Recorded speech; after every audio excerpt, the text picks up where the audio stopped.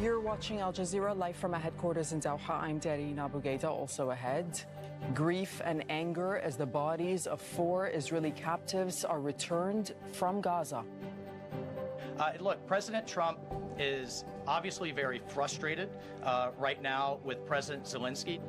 The U.S. National Security Advisor asks Kyiv to stop insulting President Trump as Volodymyr Zelensky meets the American Special Envoy to Ukraine.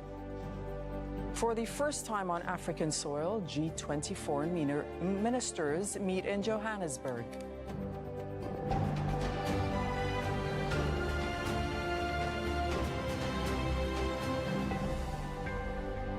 A series of explosions in the Israeli city of Tel Aviv have destroyed 3 buses. No injuries have been reported.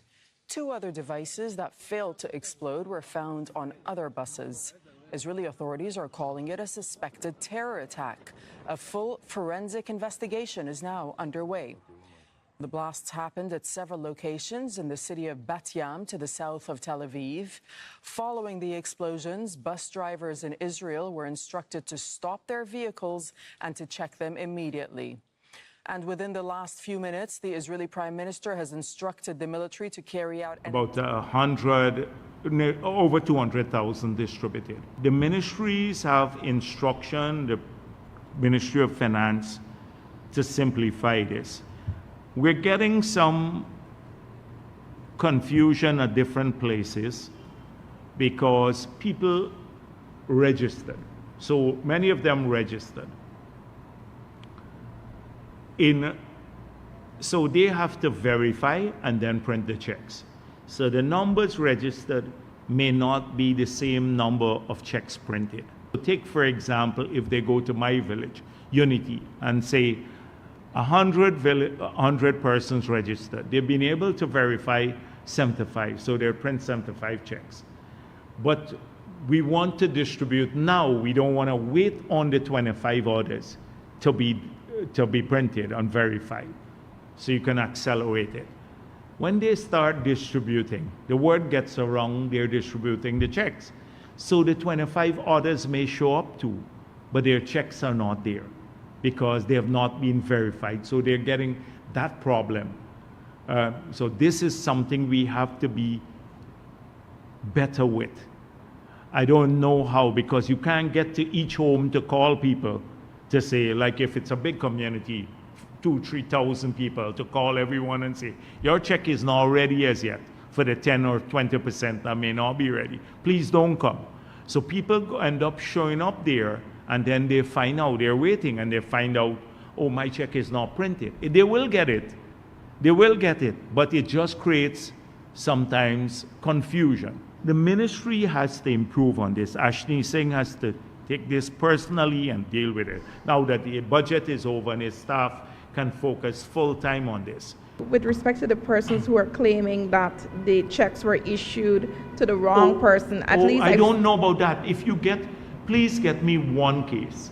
Just get me a case, and then I can investigate it. If you say a check was cut for someone and issued to another person, because one time someone said that to me, a reporter actually, and when I checked it out, the person said, oh, I'm not in the system, I'm not registered, I had to go 2-3 times.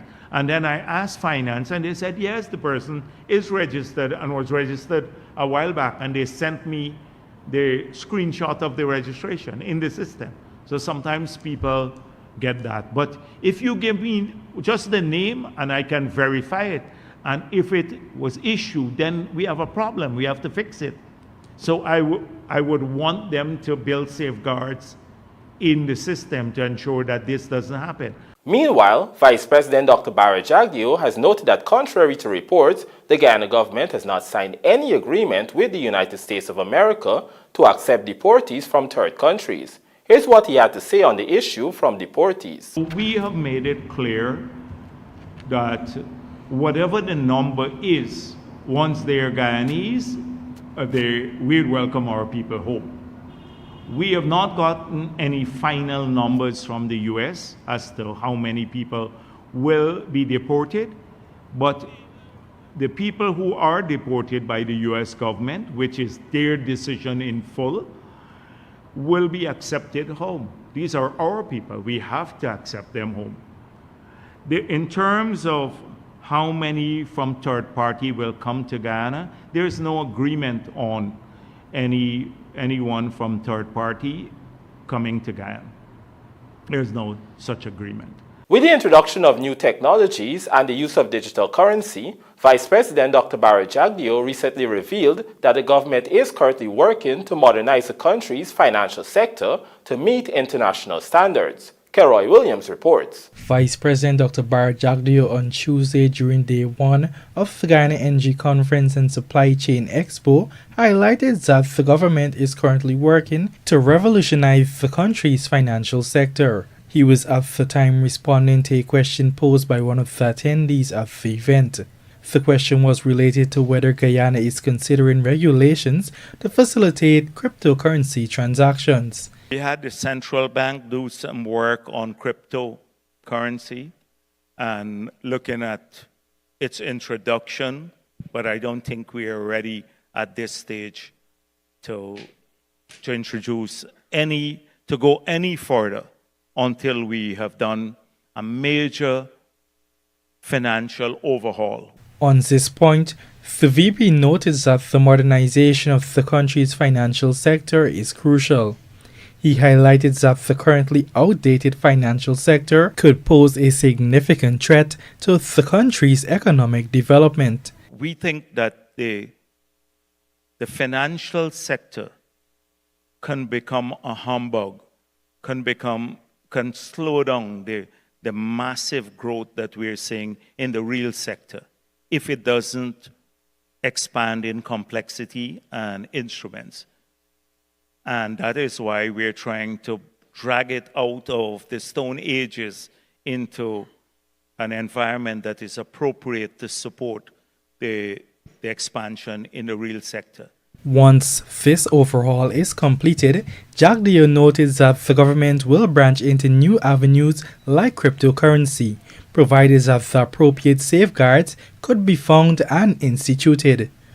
Moreover, the Vice President highlighted that the government is currently undertaking several projects which will aid in the digitization of Guyana. Right now, we're doing several projects.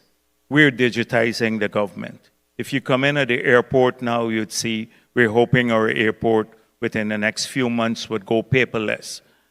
We've started this year, we are mounting cameras right across the country. We've started doing that with software for facial recognition that would have a big impact on security. We're issuing some secure documents now, an ID for every person who lives here and our citizens that would give us the biometrics now to start to deepen the financial services and to broaden the range of instruments that would be available for people to improve payment systems.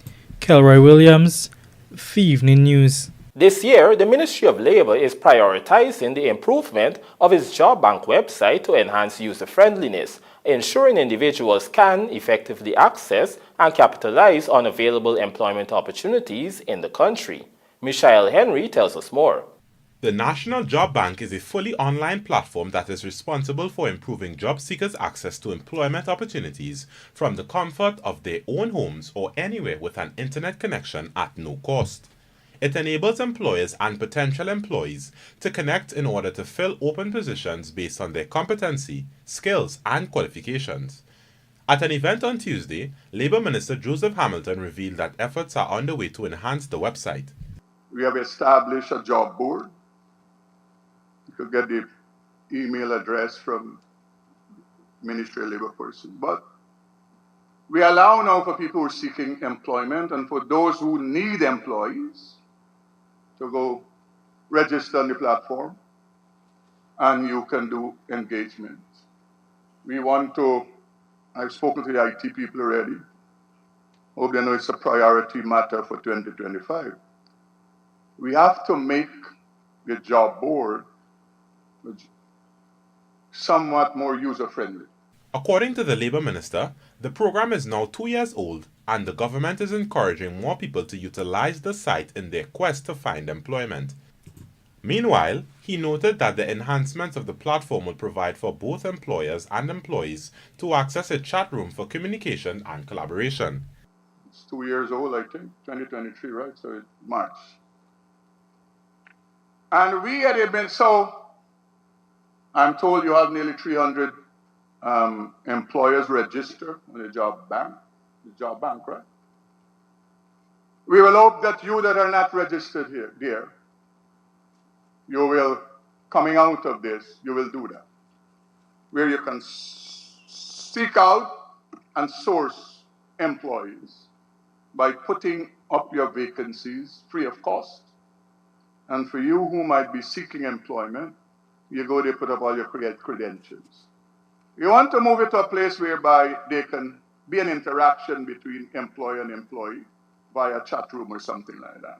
The public can access the National Job Bank on jobs.gov.gy. Michelle Henry, The Evening News. Minister Barrett to potential investors, don't limit exploration to oil and gas, and cultural shift needed to empower women as future leaders.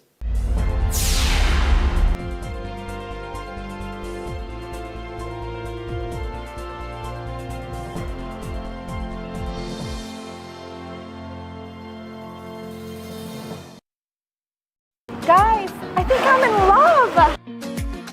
Wow! Yeah, I was looking at you too. What? What are you talking about? I'm in the tiles. Where did you get them? Oh, Mima Decor, obviously the best tile store in Guyana. Come, let me take you there. My kitchen, my bathroom, my floors. Mima Decor has everything. And the prices are great too. So, girl, want to have a date now? We can build on that.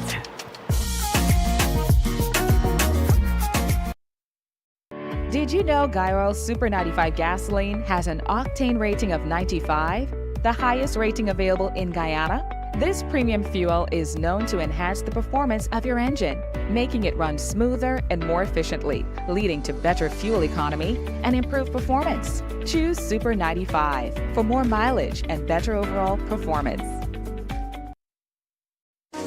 Need quality electrical or hardware supplies for domestic, commercial, and industrial usage? Visit SPR Enterprise. We stock a wide variety of tools, transformers, connectors, cables, line hardware, and control products at competitive prices. Check us out for brands such as Square D, Eaton, Fluke, Klein, and 3M. We are located at 45 Brick Dam, Georgetown, or call us on 223-5699, 223-5687, or WhatsApp 639-7193. SPR Enterprise, your single source for quality electrical products.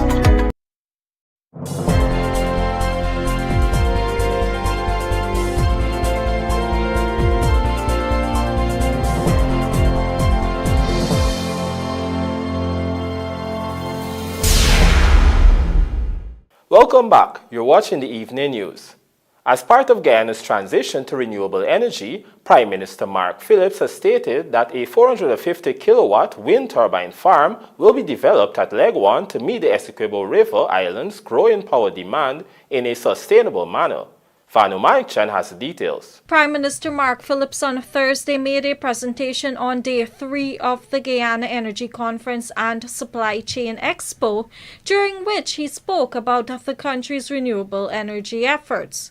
He disclosed that several utility-scale solar power projects, amounting to 34.5 megawatts of solar capacity, are being developed in communities along the coastland.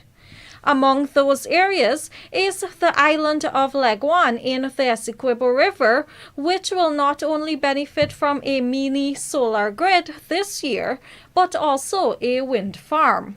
The LEGUAN 0.6 megawatt solar farm to be commissioned in 2025 will generate approximately 800 megawatts hours of renewable energy annually and be complemented by a 450 kilowatt wind turbine farm, ensuring 70% of the island's power demand is met sustainably. The development of this 450 kilowatt peak wind farm at LEGUAN was first announced by Finance Minister Dr. Ashney Singh during his 2025 budget presentation in January as one of the renewable energy initiatives to be undertaken this year as part of plans to diversify the country's energy sources. According to the Prime Minister, government has implemented an integrated energy strategy that will see the diversification of Guyana's energy mix to include natural gas, solar, hydropower, and wind, all under the Low Carbon Development Strategy 2030. In fact, some $7.9 billion was invested between 2020 to 2024 in these renewable energy interventions, and more funds have been set aside to accelerate this process in the coming years. Guyana's energy transformation extends beyond immediate electrification gains, with new projects set to further accelerate development in 2025 and beyond. Our government has committed $791.4 million in capital renewable energy interventions, including the installation of 21 additional solar mini-grids over the next 3 years, benefiting 240 public and community buildings across regions 1, 3, 4, 7, 8, 9, and 10. In line with this, 4 new mini-grid solar PV systems are scheduled for completion in 2025 at Paramakotai in Region 8 and at Napi, Awarinao, and Yupukari in Region 9, ensuring renewable power reaches health centers, schools, and community ICT hubs. Reporting for the Evening News, Vanu Manikchand. Vanu Manikchand joins us again to report that with potential investors from around the world converging in Georgetown for the 2025 Guyana Energy Conference and Supply Chain Expo, Senior Minister with responsibility for finance, Dr. Ashney Singh, has assured of the People's Progressive Party civic government's serious commitment to sound fiscal policies and decisions, noting that the party has a long track record of responsible economic management. Here is more. Addressing delegates at the Guyana Energy Conference and Supply Chain Expo on Thursday, Finance Minister Dr. Ashney Singh highlighted the government's plans to build out a dynamic and resilient economy. He assured stakeholders that the People's Progressive Party Civic Administration recognizes the importance of maintaining a robust and strong fiscal framework, something which it has been doing since 1992. That you have in Guyana and you have in this government led by President Irfan Ali, a country and a government that has a long track record of responsible economic management. And as investors for the long term, you're investing for the long term. And so you want to know that the people who are doing this are serious, responsible, credible people who have a demonstrated track record, not over the last 2 years or over the last 3 years, or since oil started to be produced or since oil was discovered, who have a long track record of doing this, even in times of considerably greater economic difficulty. According to the finance minister, this responsible economic management is demonstrated in the efforts being undertaken to set up a strong, dynamic, and competitive non-oil economy despite the country's burgeoning oil and gas sector. We have grown investment in the sectors that really matter to improving the quality of life enjoyed by every single Guyanese person, and that lays the foundation for robust, diversified, long-term economic growth. We're doing all of that. Recognizing the importance of maintaining an extremely strong, robust, and sustainable fiscal framework. In addition to being a responsible government on the fiscal management side, Dr. Singh assured stakeholders that the Guyana government also takes its climate and environmental credentials seriously. Guyana is one of the most environmentally and climate responsible countries in the world. But we mustn't be shy about speaking about what's happening on the climate side of things, because this is really a truly unique story, because we're going to achieve peak oil production based on the trajectory that I showed you in one of the earlier slides. We're going to achieve peak oil production, and Guyana will still be a net carbon sink. If there's anybody who is still asking why Guyana, I would put to you, where else but Guyana would you hear such an absolutely fascinating and factual story unfolding? Reporting for the Evening News, Vanu Manakchand. Natural Resources Minister Vikram Bharat has implored potential investors looking to invest here to explore beyond Guyana's burgeoning oil and gas industry, highlighting that there are bountiful opportunities available in the non-oil sectors. Here is Vanu Manakchand once again with more.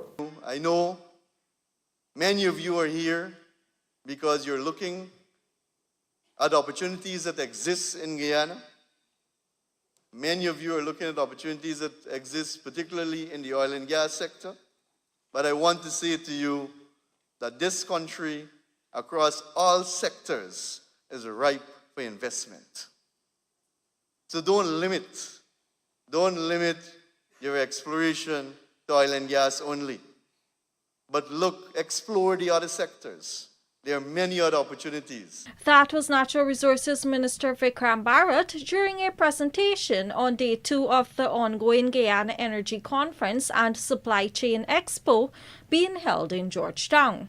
He pointed out that government has been using revenues from the oil and gas sector to modernize and grow traditional economic sectors, as well as create an enabling environment for investors to explore opportunities outside of petroleum. Because investors feel safe to invest in Guyana, because our private sector trusts the government to take risk and to expand and reinvest in their operations. That is why we are seeing the success that we are seeing today. It didn't happen by mistake. And it is not only because of the oil and gas sector. I've mentioned to you the growth rate in the non-oil sector, 13.6%. And 13.6% growth rate in non-oil sector is an achievement by itself.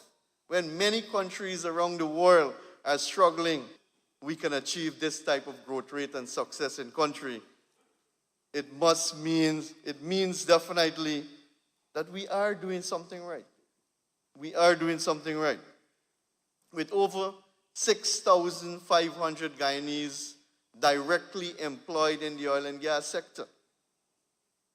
Over 6,500 families, Guyanese families are today benefiting from the oil and gas sector through direct employment. According to the Natural Resources Minister, there is much more to be done here to build out the country, but partnerships play a significant role in getting this done.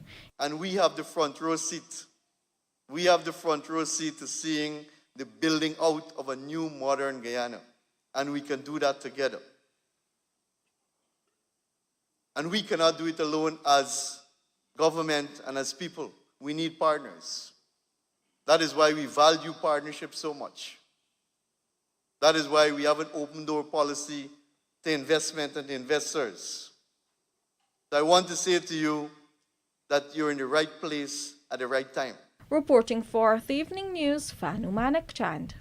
Minister of Housing and Water Susan Rodriguez has highlighted the need for a cultural shift in order to empower Guyanese women to take on positions of leadership. Find out more from Michael Henry. Stressing the importance of fostering confidence and inclusivity to break down barriers, Minister within the Housing and Water Ministry, Susan Rodriguez, called for a shift in mindset among women in the workforce.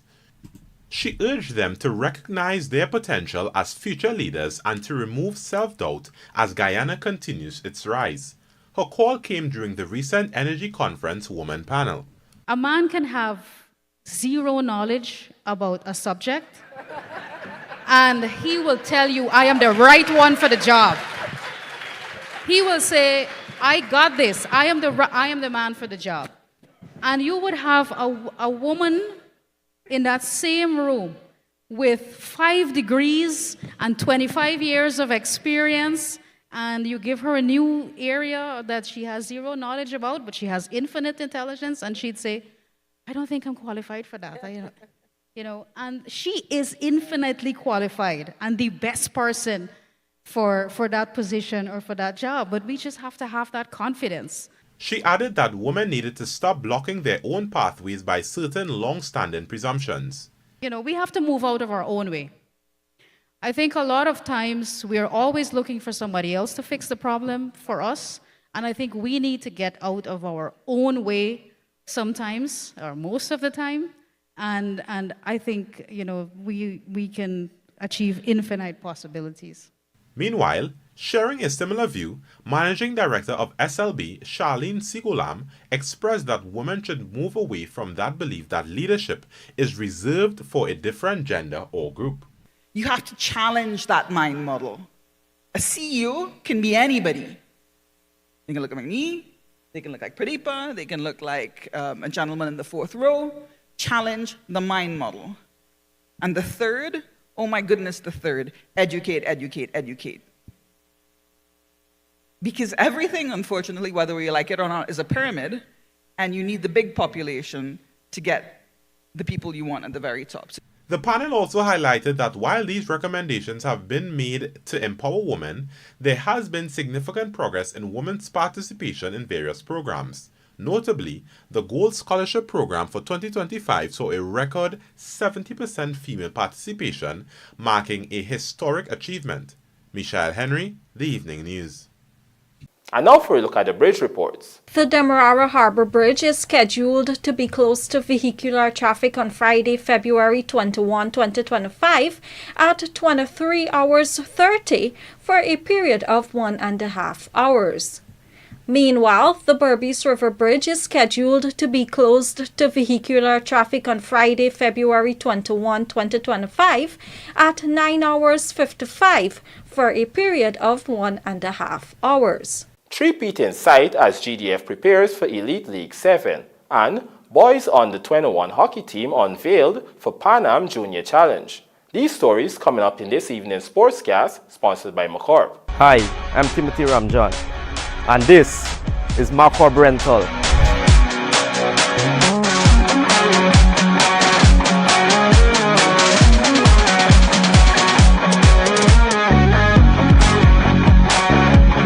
We have the right equipment and generator for your coming project.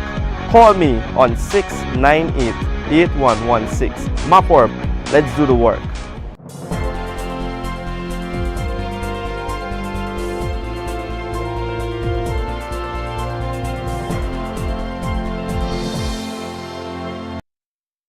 Looking to bring your dream home to reality? Or simply taking on a home improvement project? Then National Hardware Limited is where you should start. Let us put that touch to your home.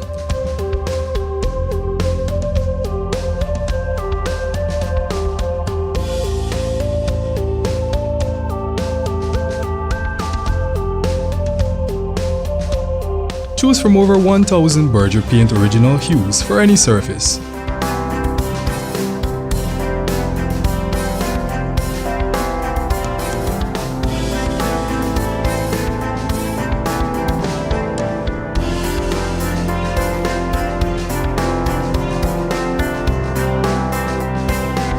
We are known for our trusted brands such as Westinghouse, Philips, Sadco, Rubbermaid, Pyrex, Gibson Home, and so much more. National Hardware Limited, your do-it-best store. Located in downtown Georgetown and industrial site Rhymeville. Business owners, it's time to level up with SylviesOnline.com. Shopping with us is a breeze. Browse online and plan your purchase. Check real-time stock availability. Enjoy expert in-store assistance. Whether you're on-site or in the office, shop at SylviesOnline.com. Visit SylviesOnline.com today and make your next big upgrade easy. SylviesOnline.com, your partner in productivity.